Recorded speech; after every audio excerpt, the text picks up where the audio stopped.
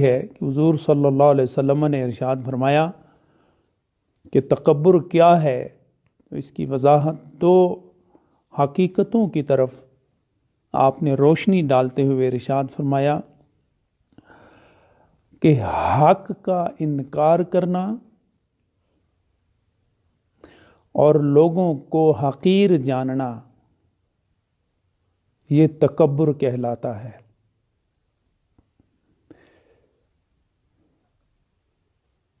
تھوڑا سا پیچھے جائیں، اسی شیطان کے اس عمل کو پیش نظر رکھیے کہ جب اللہ رب العزت نے حکم فرمایا تمام آسمانی مخلوق کو، چاہے وہ نوری ہوں یا ناری ہوں، نوری ملائکہ ہیں اور ناری شیطان ابلیس، حکم فرمایا کہ میں نے حضرت آدم کو تخلیق کیا ہے اور سجدہ کرو، میں اس کی عزت و عظمت کو 4 چاند لگانا چاہتا ہوں۔ تو حضور صلی اللہ علیہ وسلم نے ارشاد فرمایا حق کا انکار کرنا اور لوگوں کو حقیر جاننا یہی تکبر ہے۔ تو حق کا سب سے پہلے انکار کرنے والا آسمان میں شیطان تھا، اور حضرت آدم کو اپنے مقابلے میں حقیر جاننے والا یہ بھی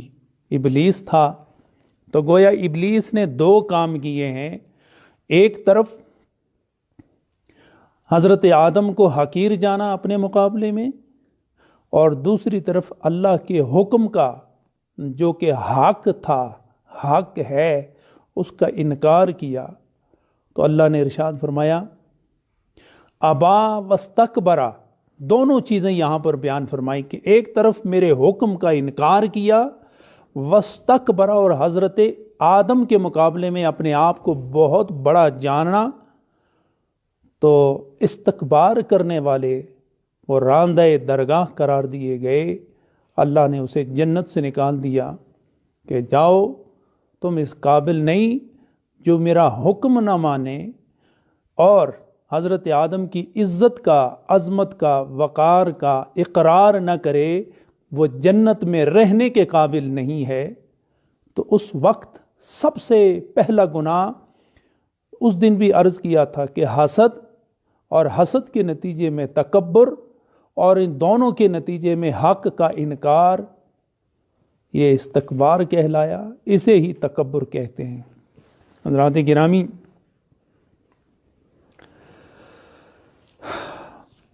میں چند احادیث بجائے اس کی کہ اپنا فلسفہ میں آپ کے سامنے پیش کروں، یہ مرض تکبر کا ہر اعتبار سے ممنوع ہے، اس کی مذمت بیان کی گئی ہے۔ تکبر کی مختلف صورتیں ہیں، ان صورتوں کو بیان کرنے سے پہلے میں حدیث پاک کو آپ کے سامنے پیش کرتا ہوں۔ ایز اٹ از ٹیکسٹ تو میں نہیں پڑھتا، لیکن اس کا جو خلاصہ ہے، جو مفہوم ہے، وہ میں آپ کے سامنے پیش کرتا ہوں۔ سرکار دو عالم صلی اللہ علیہ وسلم نے ارشاد فرمایا کہ اللہ نے جو فرمایا کہ التکبر ردائی والعظمت ازاری، کہ یہ تکبر میری چادر ہے، عظمت اور جلالت شان یہ میرا ازار ہے۔ جو میری چادر میں تکبر کرتے ہوئے گھسنے کی کوشش کرے، اللہ کے رسول نے ارشاد فرمایا، اللہ نے فرمایا کہ میں اسے جہنم میں داخل کر کے جہنم کی آگ سے اسے عذاب دوں گا۔ حضرات، آپ تھوڑا سا غور فرمائیں، اللہ تعالیٰ لباس سے پاک ہے، وہ چادر کا استعمال نہیں کرتا، وہ ازار کا استعمال نہیں کرتا۔ لباس کا استعمال، ازار کا استعمال، چادر کا استعمال یہ بنی آدم کرتے ہیں، انسان اس لباس کو استعمال کرتے ہیں، لیکن اللہ نے اس تکبر کو، اس بڑھائی کو، اس عظمت کو، اس جلالت شان کو لباس سے تعبیر کیوں کیا؟ تو محدثین فرماتے ہیں کہ اللہ نے اسے لباس سے، حالانکہ وہ لباس جس طرح ہم لباس استعمال کرتے ہیں اس طرح کے لباس سے وہ پاک ہے، صرف بنی آدم کو سمجھانے کے لیے، امت مصطفی کو سمجھانے کے لیے کہ تکبر اللہ کا لباس ہے، اس کی ردا ہے، اس کی چادر ہے،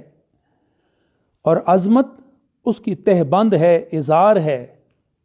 جیسے ہم ازار استعمال کرتے ہیں، لباس استعمال کرتے ہیں، چادر استعمال کرتے ہیں، قمیض و شلوار استعمال کرتے ہیں، تو وہ لباس جس کے لیے بنایا گیا ہوتا ہے اسے وہی استعمال کرتا ہے۔ جب وہ شخص اس لباس کو پہن لیتا ہے، زیب تن کر لیتا ہے، تو ایٹ دا سیم مومنٹ، اسی حالت میں دوسرا شخص اس کو استعمال اس لیے نہیں کر سکتا کہ وہ اس کے ساتھ مخصوص ہو چکا ہے اور اس نے زیب تن کر لیے ہیں، جس کے لیے وہ لباس ہے وہ اس کے ساتھ مخصوص ہے، اس نے اس کو پہن لیا ہے۔ اگر دوسرا اسی میں گھسنے کی کوشش کرے تو وہ گھس نہیں سکتا، تو جب گھس نہیں سکتا تو لڑائی ہوگی، اور جب لڑائی ہوگی تو لباس خراب ہوگا اور دونوں بندے بے لباس ہوں گے اور فتنہ اور فساد کی آگ جل پڑے گی۔ یہ سمجھانے کے لیے اللہ نے ارشاد فرمایا کہ یہ تکبر میں ہی اس کا حقدار ہوں، تم میری مخلوق ہو، اس تکبر کے تم سزاوار نہیں ہو، یہ تمہارے ساتھ مخصوص نہیں ہے، یہ میرے ساتھ مخصوص ہے۔ اسی طرح عظمت میری صفت ہے، یہ میرے ساتھ مخصوص ہے، یہ میں جس کو عظمت دینا چاہوں تو وہ باعظمت ہو سکتا ہے، لیکن صفاتی طور پر، ذاتی طور پر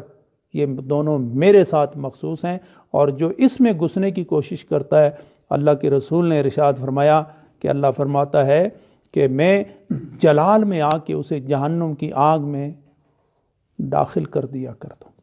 اللہ تعالی ہمیں اس برے مرض سے اور اس اخلاقی جرم سے اور اس اخلاقی بیماری سے خدا ہم سب کو نجات عطا فرمائے۔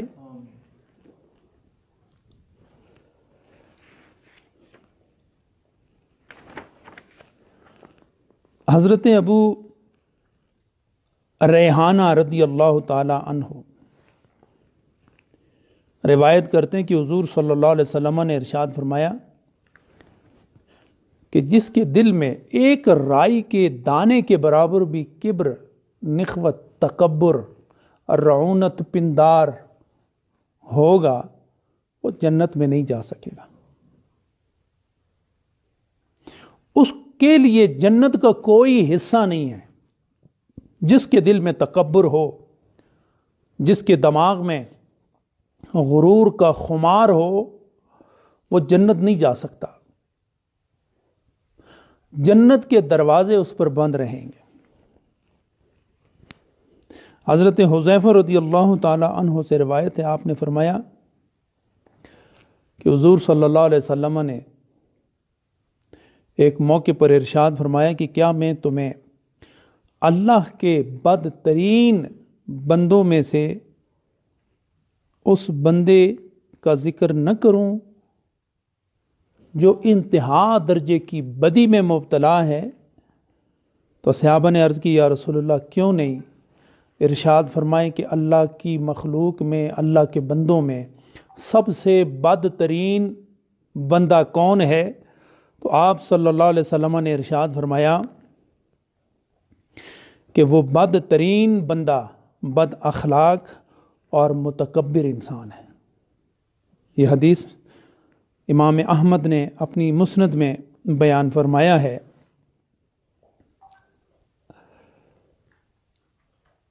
حضرت عبداللہ ابن عمر ابن العاص رضی اللہ تعالی عنہ کی روایت پیش کرنے سے پہلے حضرت ابو ہریرہ کی روایت مجھے یہاں سامنے نظر آئی، جو میں نے لکھی ہے کہ حضور صلی اللہ علیہ وسلم نے ارشاد فرمایا کہ جو استعمال کا لباس خصوصاً ازار یا شلوار،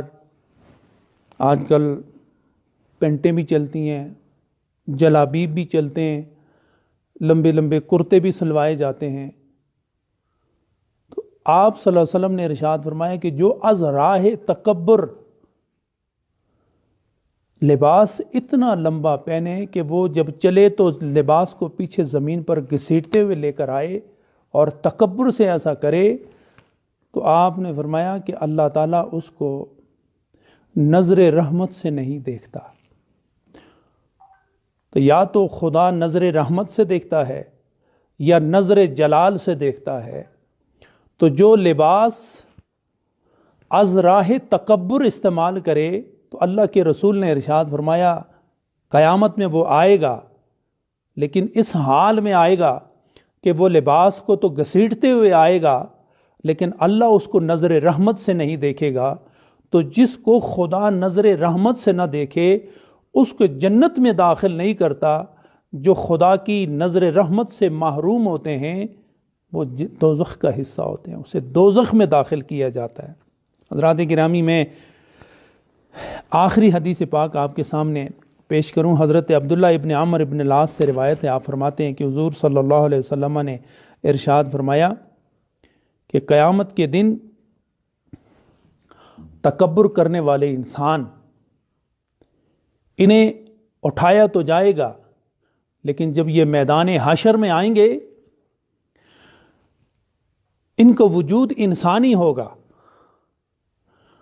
لیکن یہ جب قبروں سے نکلیں گے تو چونٹیوں کی مانند ہوں گے. چھوٹی چھوٹی چونٹیاں، دنیا میں تکبر کرنے والے، خاندانی نسب پر فخر کرنے والے، قومیت پر فخر کرنے والے، برادری ازم پر فخر کرنے والے، اپنے علم پر فخر کرنے والے، اپنی دولت پر فخر کرنے والے،